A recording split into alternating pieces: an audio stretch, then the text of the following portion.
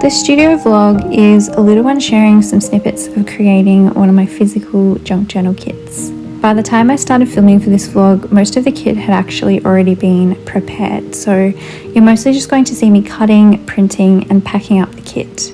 Those final finishing stages rather than the initial design process. But I hope you still enjoy seeing a small part of it. These kits are pretty time consuming to make.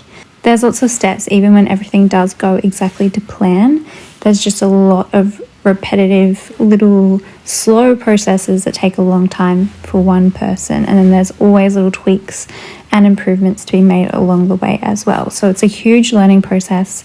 I hope this little vlog gives you a tiny little snippet into what some of that looks like. At the end of this video, I'll also be sharing a show and tell of the finished kit as well as some info on the release. So if you'd like to just skip ahead to the restock information, just check for a timestamp in the comments or in the description box. First and foremost, let me introduce you to the new kit and the meaning behind it. Whilst these junk journal kits so far don't have more official individual names, in my mind this kit is called the Rainy Days Kit. This kit's all about wet, gloomy weather and what I feel it forces us to do, which is to just embrace being a homebody, to admire nature's gifts and to slow down. Being quite the homebody myself, one of my favourite things is having an excuse to stay indoors and get crafty or snuggle up and watch a movie with my favourite people. To enjoy being at home in a little space I've made so comfortable for myself with warm drinks and good books and good movies. This kit includes lots of lovely pieces to help you document and celebrate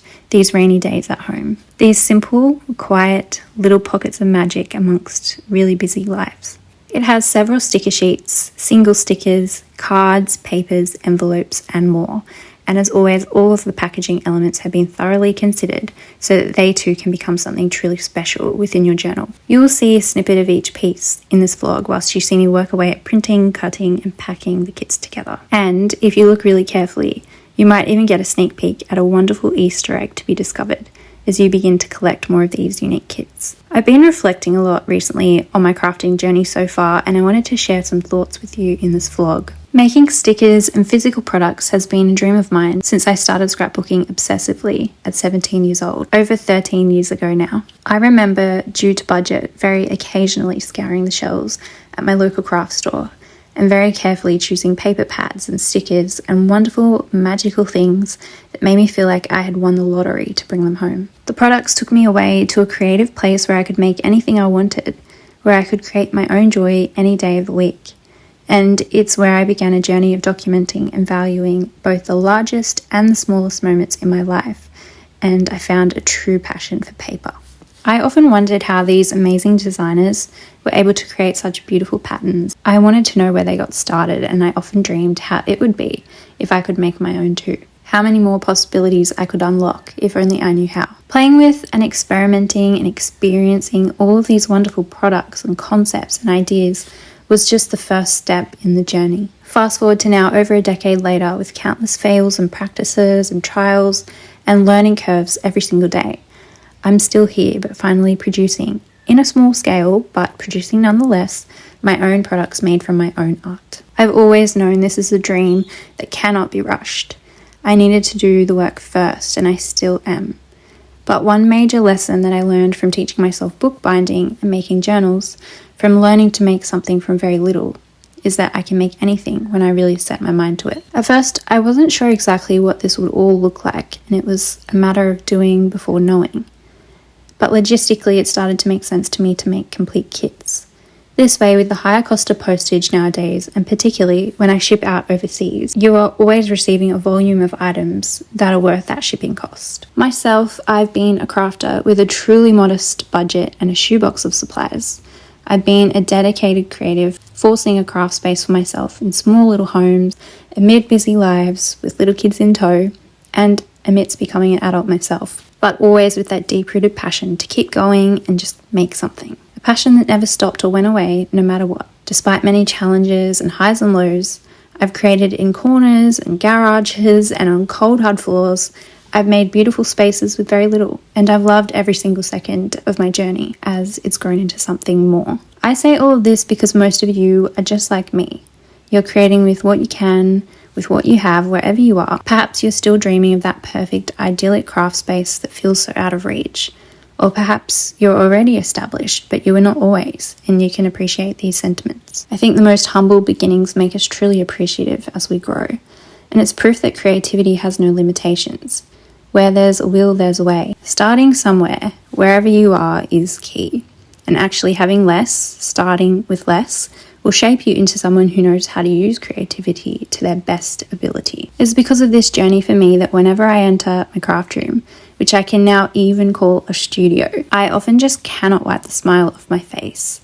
Not just because I'm still shocked every day at what I now have, but because making things is my favourite place. I'm so lucky to get to do that each day. Calling it a studio, calling it work, will never feel quite accurate, no matter how much time passes by. I love the freedom that creating kits gives me. It means that every kit can be so cohesive within itself, but so different to the kit before it. There's no limit to what a kit can look like. Creatively, I'm finding that this is an amazing challenge for me, both artistically and with my creative thinking. I love dreaming up ideas that I haven't seen before and thinking outside the box. I love trying to create useful things and not just beautiful things, that they can usually be both, and that they can be a source of inspiration for you and even a starting point for an idea, a page, and just a way to encapsulate a memory. I think I'm better at building a collective of special items that go together than I am at making one singular art piece. I'm learning that my creativity often looks like many pieces of a puzzle that then come together as one, each with their own special purpose. I know I'm just scratching the surface at what can be dreamed up, and that makes me so excited. This particular kit includes 5 sticker sheets, all varying in sizes and paper finishes. We have 2 clear illustrated sticker sheets that are rainy day themed, 2 sticker sheets for dating pages with days and months, and 1 vintage alphabet sticker sheet. This set is collage note style, and the glossy finish replicates magazine cutouts tremendously. Just in these sticker sheets alone, there are over 270 individual stickers. Flip these over and the backing boards are also to be utilised. We have pretty pattern papers to be used however you like, labels to be cut, and even a notebook cover. Next, we have 3 sheets of pattern papers. These are A5 in size and can be used however you like.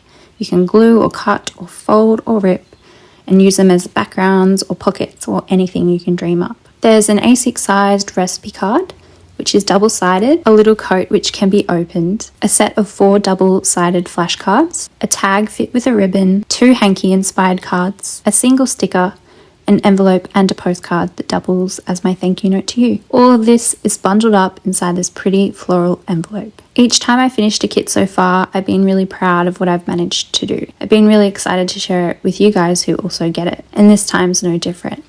I feel like I'm learning rapidly, even though I know I have a long way to go, and I look forward to continuing to grow as an artist little by little. I am noticing a trend that the kits are seeming to grow in size too, and that's because once I get started on designing them, I get totally carried away, so I do need to learn to rein that in. I hope you have enjoyed seeing me pack these kits while I tell you a little bit about my creative story so far. Whether you've been here a long time or a little time, I hope it helps you get to know me a little bit more. If you would like to purchase one of these kits, I'll have them linked in the description box below, and I'm going to have 2 options prepared. The first will be for ready to ship kits, which will be in a limited quantity, and then if these happen to sell out, I will also open up a pre-order option for a limited time. If you purchase the pre-order option, it just means that I'll need up to a few extra weeks to produce and ship your kit. But it's your way of securing one before I begin working on and moving on to the next kit. It's also my way of trying to make sure I'm producing the correct amount of kits so that I'm not making too many or too little. Thank you immensely for being here, and I will see you again very soon.